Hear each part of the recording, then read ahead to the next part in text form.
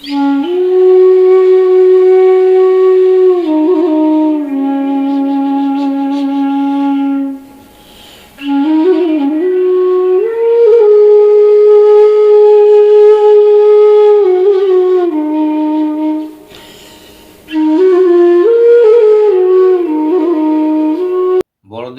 শ্রদ্ধা ও প্রণাম, ছোটদের স্নেহ ভালোবাসা জানিয়ে আজকের টপিক নিয়ে কিছু কথা এবং ঠাকুরের কিছু বই থেকে পাঠ করে শোনাবো, যা আমাদের সবারই জানা প্রয়োজন। আজকের টপিক বৈরাগ্য কি এবং তা কিভাবে আমাদের মধ্যে আসে। বৈরাগ্য হলো, সহজভাবে বৈরাগ্য হচ্ছে ইষ্টের বিরুদ্ধ যা আমার ইষ্টপথে চলতে বাধা সৃষ্টি করে, ইষ্টের প্রতি টান ভালোবাসা জন্মাতে বিক্ষেপ সৃষ্টি করে, যা আমার ইষ্টের হতে দেয় না, এমন বিষয়ের প্রতি অনাসক্তি তৈরি করাই হলো বৈরাগ্য।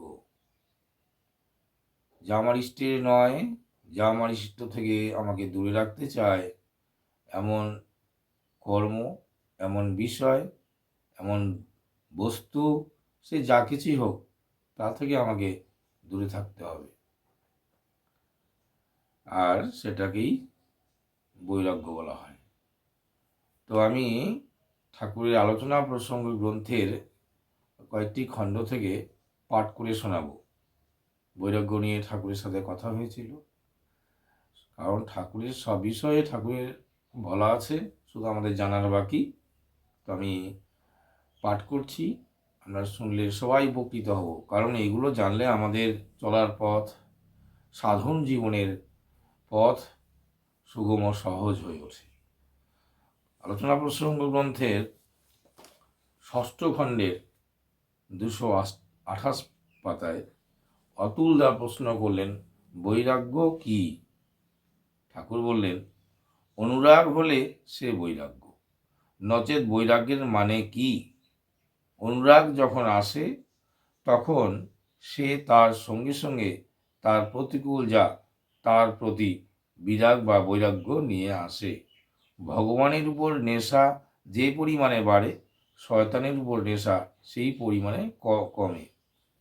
অর্থাৎ যেটা বললাম যে ভগবানের বিরুদ্ধে যা, অর্থাৎ শয়তান, যা আমাদের ভগবান থেকে দূরে করে রাখতে চায়, তো সেই বিষয় বা সেই বিষয়ের প্রতি আমাদের আকর্ষণ কমে যায়, অনাসক্তি চলে আসে, সেটাই বৈরাগ্য। এবার চলে আসি আলোচনা প্রসঙ্গের গ্রন্থের 10ম খণ্ডের 101 পাতায় দক্ষিণাদা সেনগুপ্ত তিনি প্রশ্ন করলেন, গীতায় মনকে সংযত করার জন্য অভ্যাস ও বৈরাগ্য অনুশীলন করার কথা বলা হয়েছে। প্রবৃত্তির উপর তো মানুষের অত্যন্ত টান, এমতো অবস্থায় বৈরাগ্য আসবে কি করে? আমাদের যে প্রবৃত্তিগুলো, কাম, লোভ, মদ, মোহ, মাৎসর্যের প্রতি তো আমাদের অত্যন্ত একটা টান আছে, সেখান থেকে আমাদের বৈরাগ্য আসা তো করা সহজ নয়। সেই বিষয়ে তিনি প্রশ্ন করলেন যে এক্ষেত্রে এই প্রবৃত্তিগুলোকে উপেক্ষা করে বা প্রবৃত্তিগুলোকে ছাপিয়ে বৈরাগ্য আসবে কি করে? ঠাকুরের প্রতি, ঈশ্বরের প্রতি, ভগবানের প্রতি টান আসবে কি করে? শ্রী শ্রী ঠাকুর উত্তর কি বললেন? ইষ্টের উপর অনুরাগ প্রবল না হলে বৈরাগ্য আসতে পারে না, ওর মধ্যেই রয়ে গেছে সব। ইষ্টের ওপর টান যত বাড়ে, ইষ্ট স্বার্থ প্রতিষ্ঠার প্রতিকূল যা তার প্রতি লালসা তত কমে যায়। বৈরাগ্য মানে এ নয় যে বিষয় ও সংসারকে অবহেলা করতে হবে, সব কিছুকে ইষ্টার্থে গুছিয়ে তোলাই বরং আসল বৈরাগ্য। ইষ্টের অভিপ্রায়কে রূপ দেওয়ার জন্যই আমাদের যা কিছু করতে হবে, এবং তা করতে হবে আগ্রহ সহকারে, সুষ্ঠুভাবে।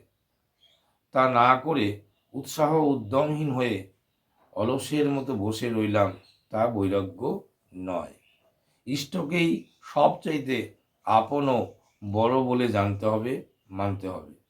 তার চাইতে প্রিয়তর বা অধিক মূল্যবান বলে কিছু থাকবে না আমার কাছে।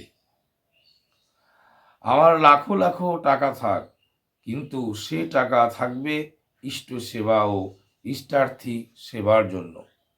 তার জন্য যদি প্রয়োজন হয়, তাহলে আমি যে কোনো সময় যে কোনো ত্যাগ স্বীকারের জন্য প্রস্তুত থাকব।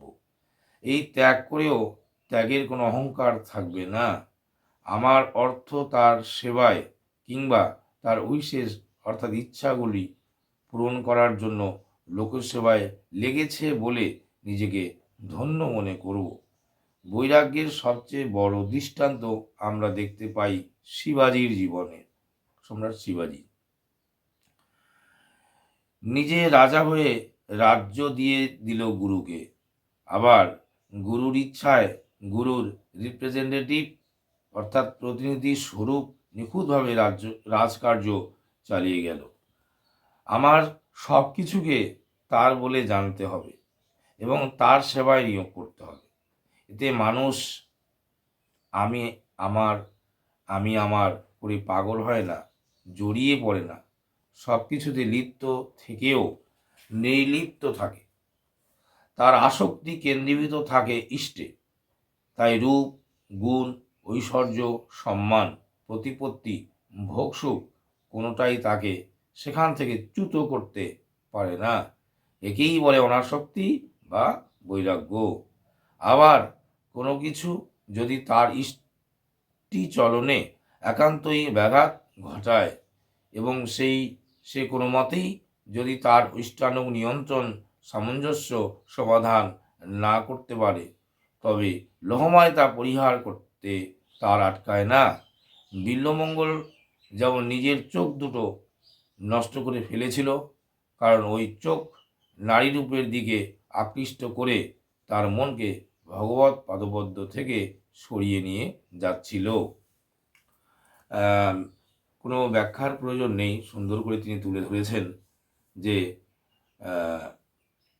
এই বৈরাগ্য মানে এরকম নয় যে সংসার বিষয় এগুলোকে ছেড়ে দিতে হবে, বরং সংসার বিষয় আশয় সব কিছুকে ইষ্টের জন্য গুছিয়ে নিয়ে সুন্দরভাবে চলতে হবে। আর তিনি বললেন যে এই ক্ষেত্রে অর্থাৎ ইষ্টের ক্ষেত্রে, ভগবানকে পাওয়ার ক্ষেত্রে কোনো কিছু যদি আমার বাধার কারণ হয়, তাকে ত্যাগ করতে হবে। তিনি বিল্বমঙ্গল বিল্ব ঠাকুরের কথা তুলে ধরলেন। বিল্বমঙ্গল ঠাকুর ছিলেন না, অনেক কাহিনী জানেন সেটা। তার এই চোখ দিয়ে নারীকে দেখলেই তার আসক্তি হতো এবং তার ফলে তার মন ভগবত পাদপত্র থেকে সরে আসতো। সেই জন্য তিনি এই চোখ দুটোকেও কিন্তু ওই ছুরি বা শলাকা দিয়ে নষ্ট করে দিয়েছিলেন। তো তার জন্য সব কিছু ত্যাগ করতে, অর্থাৎ পরমপিতার জন্য, ভগবানের জন্য সব কিছু ত্যাগ করতেও আমরা প্রস্তুত থাকব। তবে তা যদি বাধার কারণ না হয়, কোনো বিষয়, সংসার, দ্রব্য যাই বলুন, যদি ইষ্টর সেবায় না লাগে, তবে তার মূল্য নেই। ইষ্টর সেবায় যাতে আমরা সেগুলো লাগাতে পারি, তাই সেইভাবে চলতে হবে। এরকম না যে সবাইকেই বিল্বমঙ্গলের মতো চোখগুলো অন্ধ করার কথা ঠাকুর বলেননি, সেটা তার ব্যাপার। তবে হ্যাঁ, একটা দৃষ্টান্ত আমাদের কাছে যে ভগবত পাদপত্র থেকে অর্থাৎ ভগবানের কাছ থেকে যখন আমার মনকে অন্য কিছুতে সরিয়ে নিয়ে যায় যে জিনিসটা, তাকে ত্যাগ করতে তিনি চোখগুলোও কিন্তু অন্ধ করে দিয়েছিলেন। এত বড় দৃষ্টান্ত আমাদের সামনে কিন্তু রয়েছে।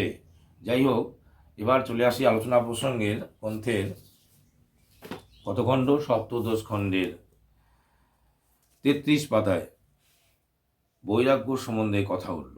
শ্রী শ্রী ঠাকুর বললেন, একটা জায়গায় অনুরাগ হলে অন্য জায়গায় সহজ বিরতি আসে।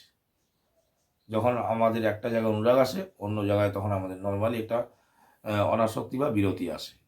অনুরাগের সক্রিয় বাস্তব চর্চা তৎ বিপরীত সব কিছুতে সহজ বৈরাগ্য সৃষ্টি করে। অনুরাগের সক্রিয় বাস্তব চর্চা তৎ বিপরীত সব কিছুকে সহজ বৈরাগ্য সৃষ্টি করে। অনুরাগ এমন একটা জিনিস, অনুরাগের সক্রিয় বাস্তব চর্চাটা তার বিপরীত যা কিছু থেকেই আমাদের বৈরাগ্য সৃষ্টি করে। অনুরাগের অনুকূলে কাজগুলি বিন্যাস না করলে বৈরাগ্য বাড়ে না।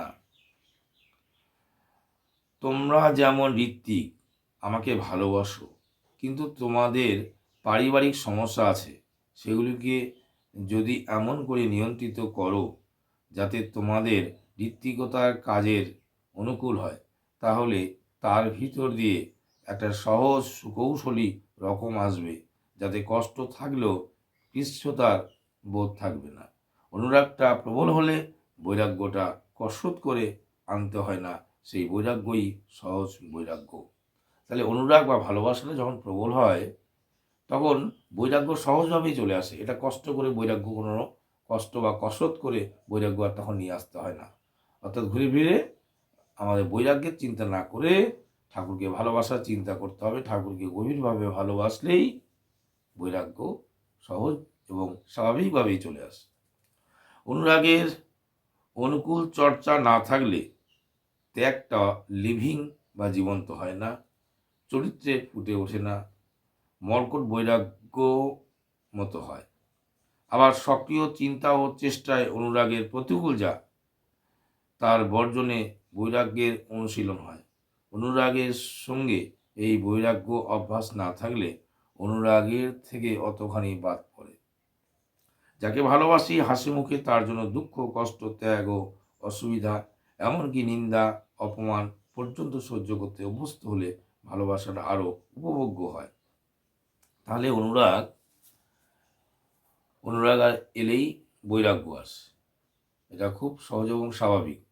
আমরা যখন ইষ্ট কাজের মধ্যে ব্যাপৃত থাকি, ঠাকুরকে যদি ভালোবাসি, দেখবেন ইষ্ট স্বার্থ প্রতিষ্ঠার জন্য এই যে মন্দির কেন্দ্রগুলো যখন আচার্যদেব আশীর্বাদ করেন, সেখানে অনেক মানুষই অনেক, যেমন অর্ঘ্য প্রদান করি, তেমনি অনেক মানুষ অনেক থাকা সত্ত্বেও, অনেক অর্থ ঐশ্বর্য থাকা সত্ত্বেও তাদের কিন্তু সেখানে অর্থ ব্যয় করতে কষ্ট হয়। তার মানে কি, ইষ্টের প্রতি, আচার্যের প্রতি তাদের ভালোবাসা তখনও তেমনতর গভীর হয়ে ওঠেনি। তাই তার আদেশ নির্দেশ বাস্তবে রূপায়িত করার জন্য তার ভেতরে কোনো রকম আর্জ বা আকুতি তৈরি হয় না। মূলত বিষয়টা হলো অনুরাগকে বাড়ানো। অনুরাগ এলেই বৈরাগ্য নরমালি চলে আসে। যাই হোক, ঠাকুর খুব সহজ করেই বলেছেন, আলাদা করে আর ব্যাখ্যা দেওয়ার প্রয়োজন আছে বলে আর মনে করছি না। তাহলে সবাই ভালো থাকবেন। প্রিয় পরমের আতুল চরণে এই প্রার্থনা করছি। জয় গুরু।